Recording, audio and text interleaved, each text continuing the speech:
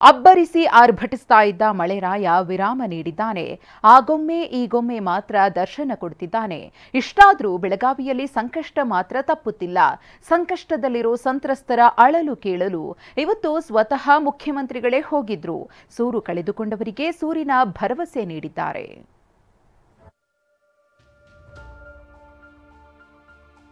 ಶಾಲೆಗೆ ನೀರು ನುಗ್ಗಿರುವಂತಹ ಕಾರಣಕ್ಕಾಗಿ ಈಗ 10ನೇ ತರಗತಿ ವಿದ್ಯಾರ್ಥಿಗಳಿಗೆ ಸಾಕಷ್ಟು ವಿದ್ಯಾಭ್ಯಾಸಕ್ಕೆ ಅನಾನುಕೂಲ ಆಗ್ತಾ ಇದೆ. ಇಲ್ಲೆಲ್ಲರ ಒಂದು ಪರ್ಯಾಯವಾಗಿ ನಮಗೊಂದು ರೂಮಿನ ವ್ಯವಸ್ಥೆ ಮಾಡಿ ₹1,20,000 ಕ್ಯಾಶ್ ಕೊಡ್ತೀವಿ. ಒಂದು ಮನೆ ಕಟ್ಟಿಕೊಡಿಸ್ತಕ್ಕಂಥದ್ದನ್ನು ಮಾಡ್ತೀವಿ. ಪ್ರವಾಹದ ಕಣ್ಣೀರಿದು, ಮಳೆಯಿಂದ ಎಲ್ಲವನ್ನೂ ಕಳೆದುಕೊಂಡಿರೋರ ನೋವಿದು. ಮಹಾರಾಷ್ಟ್ರದಲ್ಲಿನ ಮಳೆಯಾರ್ಭಟ ಬೆಳಗಾವಿ ಜಿಲ್ಲೆ ಜನ ತತ್ತರಿಸುವಂತೆ ಮಾಡಿದೆ.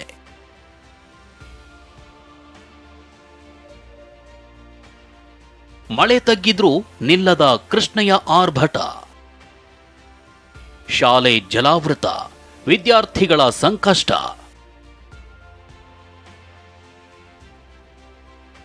ಮಹಾರಾಷ್ಟ್ರದ ಡ್ಯಾಂಗಳಿಂದ ಭಾರೀ ಪ್ರಮಾಣದ ನೀರು ಹರಿಬಿಡುತ್ತಿರೋದ್ರಿಂದ ಕೃಷ್ಣಾ ನದಿ ಉಕ್ಕಿ ಹರಿತಿದ್ದು ಚಿಕ್ಕೋಡಿ ತಾಲೂಕಿನ ಕಲ್ಲೋಳ ಗ್ರಾಮಕ್ಕೆ ಪ್ರವಾಹ ನುಗ್ಗಿದೆ.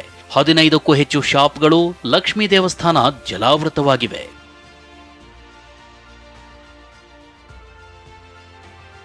ನಾನೀಗ ಬೆಳಗಾವಿ ಜಿಲ್ಲೆಯ ಚಿಕ್ಕೋಡಿ ತಾಲೂಕಿನ ಕಲ್ಲೋಳ ಅನ್ನುವಂತಹ ಗ್ರಾಮದಲ್ಲೇ ಇದ್ದೇನೆ. ಸದ್ಯ ಈ ಒಂದು ಕಲ್ಲೋಳ ಗ್ರಾಮಕ್ಕೂ ಕೂಡ ಇದೀಗ ಪ್ರವಾಹದ ಆತಂಕ, ಭೀತಿ ಶುರುವಾಗಿರುವಂಥದ್ದು. ಈಗಾಗಲೇ ಸಾಕಷ್ಟು ಅಂಗಡಿ ಮುಂಗಟ್ಟುಗಳು ಒಂದು ಕಡೆ ಮುಳುಗಡೆ ಆಗಿದ್ರೆ ಇನ್ನೊಂದು ಕಡೆ ಮನೆಗಳಿಗೂ ಕೂಡ ಈಗ ನೀರು ನುಗ್ಗಿರುವಂಥದ್ದು. ಸದ್ಯ ಈಗ ಪ್ರತಿ ವರ್ಷ ನೀರು ಬಂದರೆ ಇದೇ ಪರಿಸ್ಥಿತಿಯನ್ನ ಈ ಒಂದು ಗ್ರಾಮ ಎದುರಿಸ್ತಾ ಇರುವಂಥದ್ದು. ಇನ್ನು ಕಲ್ಲೋಳ ಪ್ರೌಢಶಾಲೆ ಸಂಪೂರ್ಣ ಜಲಾವೃತವಾಗಿದ್ದು ಶಾಲೆಗೆ ರಜೆ ನೀಡಲಾಗಿದೆ.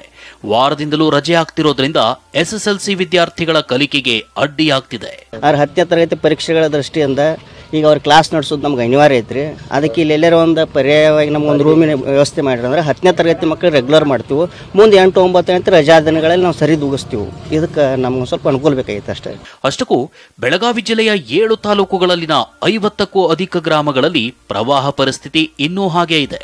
5,700 ಕುಟುಂಬಗಳನ್ನ ಕಾಳಜಿ ಕೇಂದ್ರಕ್ಕೆ ಶಿಫ್ಟ್ ಮಾಡಲಾಗಿದೆ.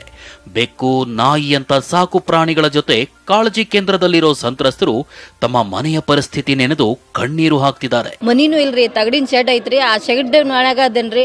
ಈಗ ಸಾಮಾನ್ ಬಿಟ್ರು ಅದ್ರಾಗ ಬಿಟ್ಟು ಬಂದೇನ್ರಿ. ಏನು ಹೇಳಕ್ ಬರ್ದಂಗ ಪರಿಸ್ಥಿತಿ ಐತ್ರಿ. ಅದ್ರ ಸಂಬಂಧ ಗಪ್ಪ ಕೂತೇನ್ರಿ. ಏನ್ ಮಾತಾಡಕ್ ಅವಕಾಶ ಇಲ್ಲ. ಕೇಳ್ಬೇಡ್ರಿ, ಯಾಕಂದ್ರೆ ತ್ರಾಸ ಆಗತ್ತೈತ್ರಿ.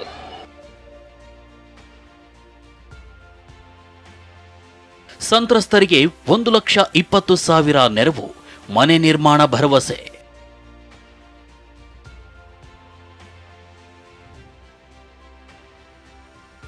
ಮಹಾರಾಷ್ಟ್ರದ ಮಳೆ, 7 ನದಿಗಳ ಅಬ್ಬರಕ್ಕೆ ಬೆಳಗಾವಿ ಜಿಲ್ಲೆ ನಲುಗಿ ಹೋಗಿದ್ದು ಇವತ್ತು ಖುದ್ದು ಸಿಎಂ ಸಿದ್ದರಾಮಯ್ಯ ಆಗಮಿಸಿದ್ರು. ಗೋಕಾಕ್ ಭಾಗದಲ್ಲಿ ಮಳೆ ಹಾನಿ, ಸೇತುವೆ ವೀಕ್ಷಿಸಿದ ಸಿಎಂ ಮನೆ ಕಳೆದುಕೊಂಡವರಿಗೆ 1,20,000 ಪರಿಹಾರ ಕೊಡ್ತೀವಿ, ಜೊತೆಗೆ ಮನೆ ಕಟ್ಟಿಸಿಕೊಡ್ತೀವಿ ಅಂತ ಭರವಸೆ ನೀಡಿದ್ರು. ನಾವೇನ್ ಮಾಡ್ತಿದ್ವಿ ಅಂದ್ರೆ ದುರುಪಯೋಗ ಆಗಬಾರ್ದು ಅನ್ನೋ ಕಾರಣಕ್ಕೆ ₹1,20,000 ಕ್ಯಾಶ್ ಕೊಡ್ತೀವಿ. ಒಂದು ಮನೆ ಕಟ್ಟಿಕೊಡಿಸ್ತಕ್ಕಂಥದ್ದನ್ನು ಮಾಡ್ತೇವೆ. ಇನ್ನು ಗೋಕಾಕ್ನ ಕಾಳಜಿ ಕೇಂದ್ರಕ್ಕೆ ವಿಸಿಟ್ ಮಾಡಿದ್ದ ಸಿಎಂ ಸಂತ್ರಸ್ತರ ಯೋಗಕ್ಷೇಮ ವಿಚಾರಿಸಿದ್ರು. ಮಳೆಯೆಲ್ಲ ಇದೆಲ್ಲ ಹೋಗಿ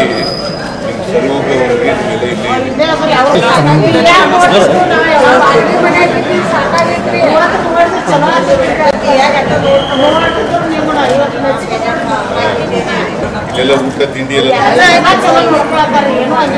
ಬಿಡ. ಮತ್ತೆ